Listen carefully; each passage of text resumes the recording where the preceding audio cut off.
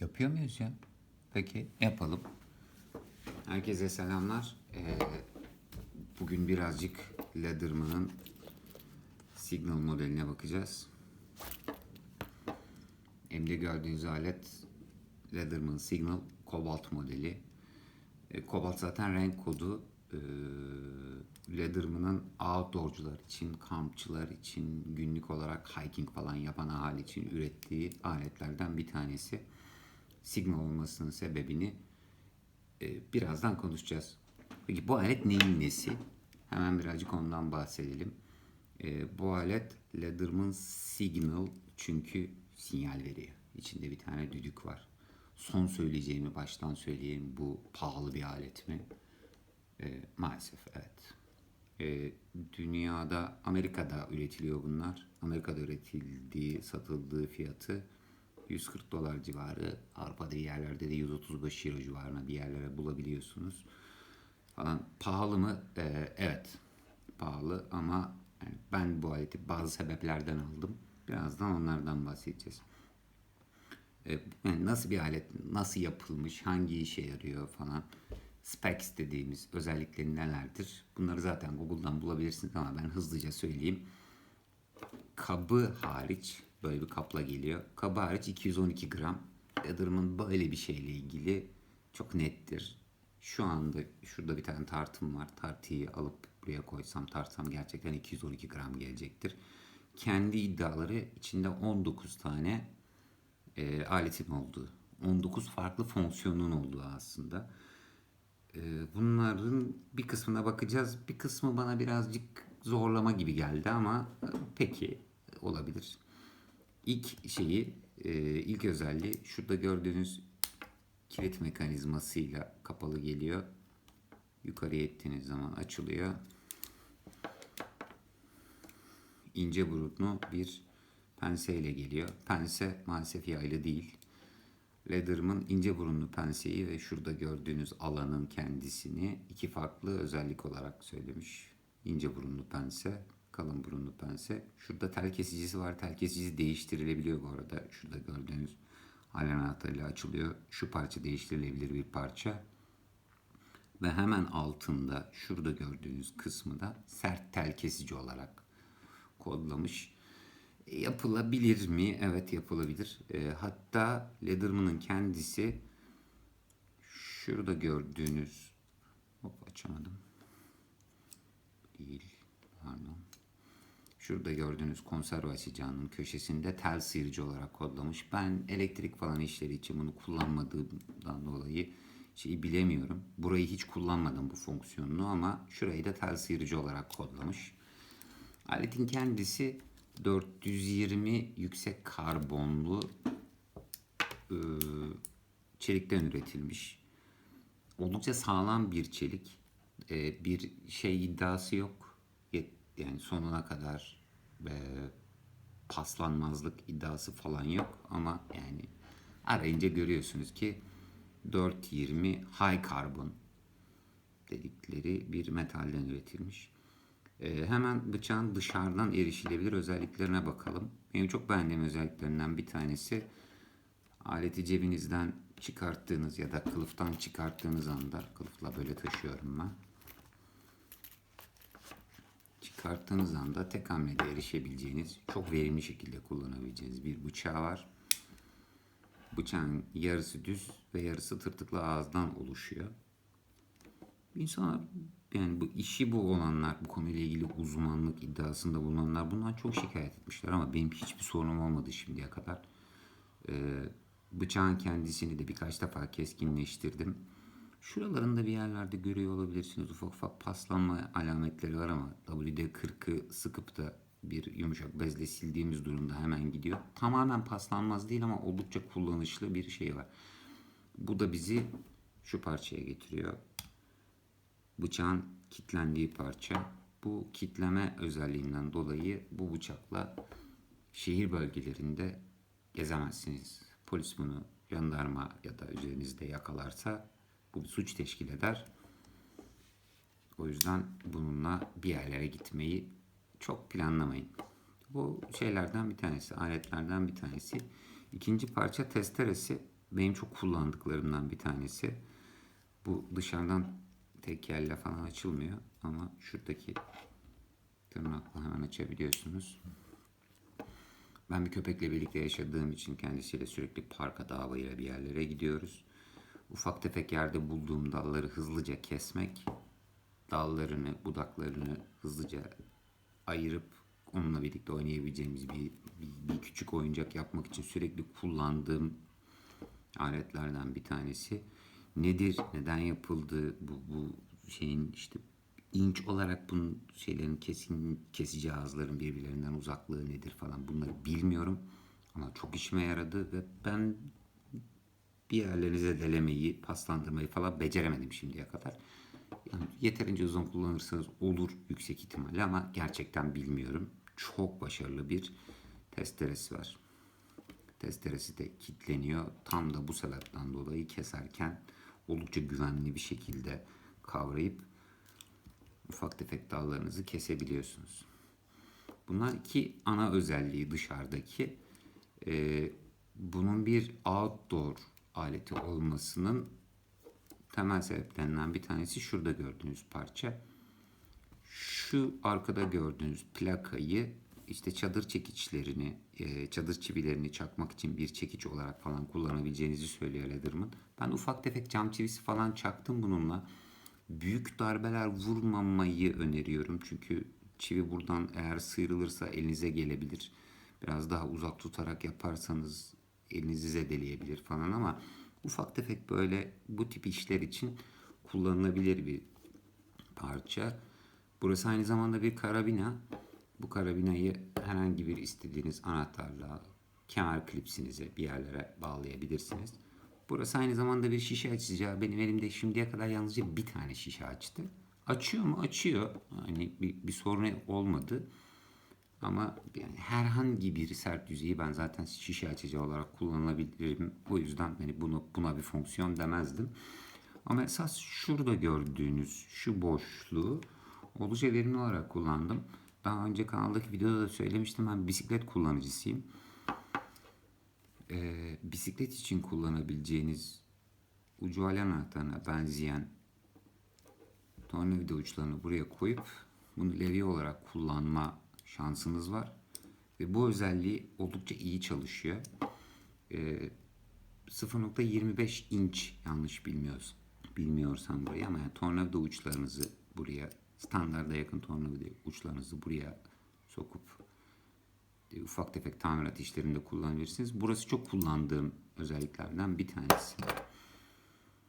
Bunları hemen kenara koyalım. Bu arada bu uçlardan gelmiyor. Başka uçlar var içinde. Onu da birazdan anlatacağım. Aletin içini açtığımız zaman hemen kemer klipsinin olduğu yerde ya da cep klipsinin olduğu tarafta 3 tane aletle karşılaşıyoruz. Bu 3 aletten bir tanesine ecnebi oğul diyor. Bunun Türkçesi yok. AWL diye yazılıyor ama buna delgeç diyebiliriz. Bir ucu birazcık keskin. Ben bununla bir şeyleri böyle kazımak gibi işler yaptım. Ama aslında deri falan gibi işlerle uğraşan ya da işte kampta bir şeyleri birbirine bağlamak için şu arasından ipler geçirip de deri parçalarını birbirine falan dikmek için kullanılan bir alet. Ben bu ucuyla birkaç tane paket açtım ama paket açmak için esas kullandığım parçayı birazdan söyleyeceğim. Bu Victorinox'larda falan da olan bir parça. Bilemiyorum. Ben çok kullanamadım ama burasında oğul denen, delgeç denen parça var. Hemen yanında az önce de hakkında konuştuğumuz bir konserve açacağı var. Artık konserve açacağına ihtiyacımız var mı ondan da emin değilim. Çünkü konservenin neredeyse tamamı kendi açacak saplarıyla geliyor ama konserve açıyor mu? Denedim. Ben açıyor. Konserve değil ama bir zeytinyağı tenekesi açtım ben bununla. Açıyor. Şu gördüğünüz kısmı oldukça keskin. Ben bunu birazcık da sivrilttim ve burayı bir paket açacağı olarak kullandım. Oldukça başarılı. Şurada gördüğünüz kısmı az önce penselerle ilgili konuşurken konuştuğumuz şu kısmını da bir tel sıyırma aleti olarak kullanabiliyorsunuz. Benim en beğendiğim kısımlardan bir tanesi de Leatherman'ın Bit Driver dediği tornavida seti. Bu da kilitlenen bir parça. Yine arkadaki gördüğünüz şu plakayla kilitleniyor. Bu üzerinde gelen parça bir tarafı yıldız tornavida, bir tarafı düz tornavida olan ve ikisini de kullanabileceğiniz bir parça. Ben çok yakın zaman buna çok benzer uçlar satın almıştım. Burası bu gördükleriniz Leatherman Bit Driver Kit diye satılıyor. Ve şu gördüğünüz parça, işte şu gördüğünüz üzerindeki yedeği, bu gördüğünüz gözlük çerçevelerini falan açmak için kullanabileceğiniz. İşte burada iki farklı uçlu yıldız tornavida var. İki farklı uçlu düz tornavida var falan. Şunlarla beraber taşıdığınızda oldukça fonksiyonel şekilde kullanabileceğiniz bir tornavida ucu seti haline geliyor. Burayı çok kullandım. Hemen bu tarafı bitirmek için şunu da göstereyim size. Şu gördüğünüz parça en üst kısmı elmas parçalarıyla kaplanmış bir bıçak ucu bileme parçası. Bir aslında. Şuradaki kitleme plakasını bastırıp geri aldığınızda aslına bakarsanız sürekli olarak bıçağınızın ağzını keskin tutmak için değil ama sahada bir anda ihtiyacınız olduğunda küçük küçük keskinleştirme işlemleri yapabileceğiniz bir bileme parçası. Geri takmak için de bu parçayı hemen bastırıyorsunuz. Hop, takamadım. Oldukça sağlam bir şekilde yerinde duruyor. Esas gelelim bunun Leatherman Signal olmasının alameti farikasına. Bu aletin adı Leatherman Signal çünkü sinyal vermek için kullanılabilecek bir alet var içinde. Şu içeride gördüğünüz parça, şu klipsle tutturulmuş olanı bir acil durum düdüğü. Şu kısmından üflüyorsunuz. Şu şekilde tutup üflediğiniz zaman oldukça tiz ve bayağı rahatsız edici bir ses çıkartıyor. Şimdi üflemeyeceğim. Hemen de arkasında bir ateş başlatıcı var. Ateş başlatıcıyı aletin hemen sırtındaki tırtıklı uçla birazcık kazıyarak kıvılcım atabilirsiniz buraya. Herhangi bir aletle, hatta testerenin ucuyla da kıvılcım atabilirsiniz ve ateş başlatmak için kullanabilirsiniz ama yani ben hiç kullanmadım. Zaten yani aletin halinden de görünüyordur. Yani kullanılabilir mi? Yani evet, kullanılabilir. Bu signal ucunu takması çıkartması birazcık meşakkatli. Meşakkatli değil aslında, zor değil ama bir şey istiyor. Birazcık alışma istiyor. Önce şu kısmını takmanız, sonra düdüğün ucunun olduğu kısmını takacak şekilde kapatmanız gerekiyor. Şimdi yani gelelim bu aletin neyin nesi olduğuna. Bu alet günlük olarak kullanılabilir bir alet mi? Böyle bir kılıfla, ki ben bunu böyle kullandım. Bu şekilde bir kılıfla yanınıza alıp herhangi bir kemeri buradan geçirip kemerinizde kullanabiliyorsunuz ki bu gördüğünüz bir outdoor kemeri, birazcık daha normal kemerlerden daha ince. Normal kemerler yaklaşık şu ebatlarda. Gayet kullanılabilir.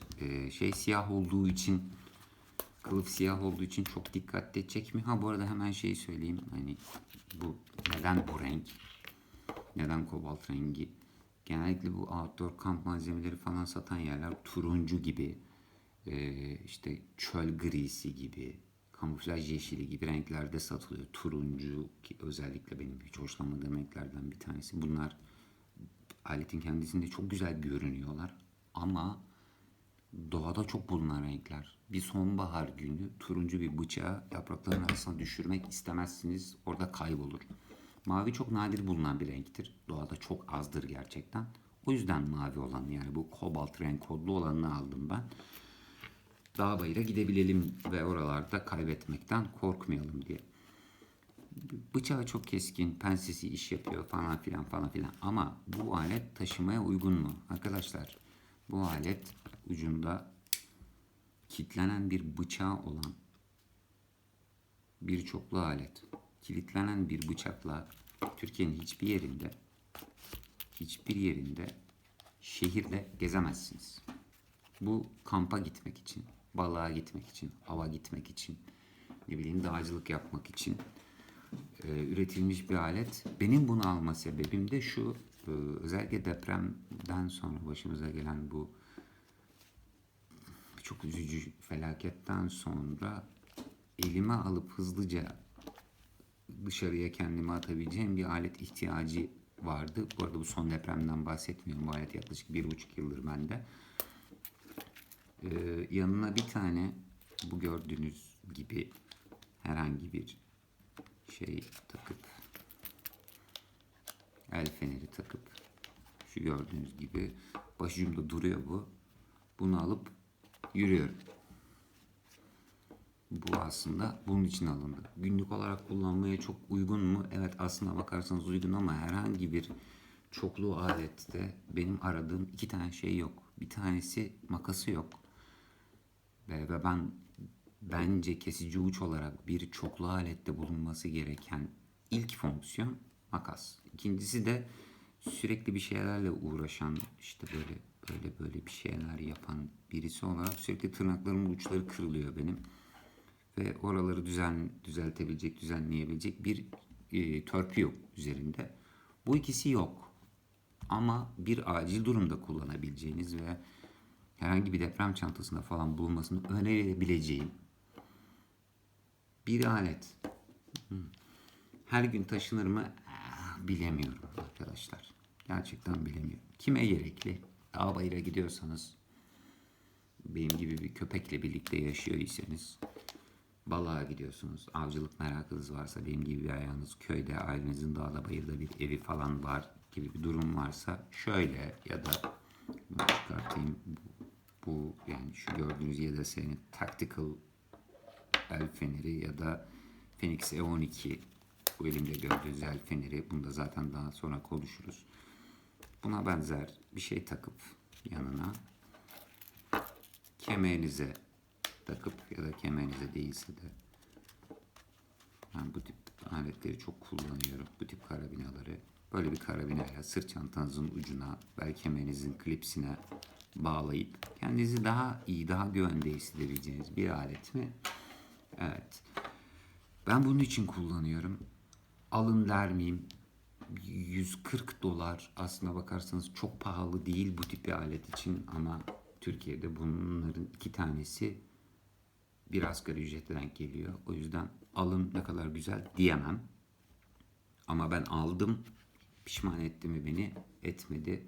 Sürekli olarak yanı başımda, sürekli olarak dağ bayıra bir yere gittiğim zaman, sırt çantamda, uzun yola gittiğim zaman, sürekli torpidomda. Kullanılır mı? Çok kullanılır. Alınır mı? Keşke daha ucuz olsaydı. Herkese tavsiye edebilirdim. Benim aletle ilgili deneyimlerim yaklaşık olarak bu kadar. Aşağıda Instagram hesabını bırakıyorum. Herhangi bir sorunuz olursa oradan sorun. Ama şunu unutmayın arkadaşlar. En başından beri söylüyorum. Bu kanalın bir sponsoru yok. O yüzden reklam falan yapmıyorum. Bu aletlerin hepsinin parasını verdim ben. Bu konularla ilgili de herhangi bir uzmanlık iddiam yok. Zaten hayatta kalma uzmanı dediğiniz kişinin herhalde 27 tane deprem, 19 tane tsunami, ne bileyim 5 tane terör saldırısından falan hayatta kalmış ve hayatta kalma uzmanı olduğunu iddia ediyor olması gerekir. Ben böyle iddialarım yok. Ben bu çoklu aletler konusunda da uzman değilim. İşte metalürji konusunda da uzman değilim. İşte bilmem ne marka falanca el fenerinin kaç lümen şey verdiği konusunda ölçümler yapabilecek teknik aletlerim falan filan da yok. Sadece şunu söyleyebilirim size. Herhangi bir ortalama günde, bunu denediğim için biliyorum. Bu arada bana ait. Bu aleti cebinize sokarsanız şöyle oluyor. Böyle oluyor. Eğer kılıfında duruyor ise ve düzgünce bir kemer ile buraya bağlarsanız rahatsız etmeyecek şekilde kullanabilirsiniz. Başka sorunuz varsa Leatherman Signal'la ilgili bildiğim, şimdiye kadar deneyimlediğim kadarıyla cevaplamaya çalışırım. Teşekkür ediyorum. İnceleme videosu gibi oldu mu onu da bilmiyorum ama benim Leatherman Signal'la şimdiye kadar yaşadıklarımın bir kısa özeti yaklaşık bu kadar. Görüşmek üzere.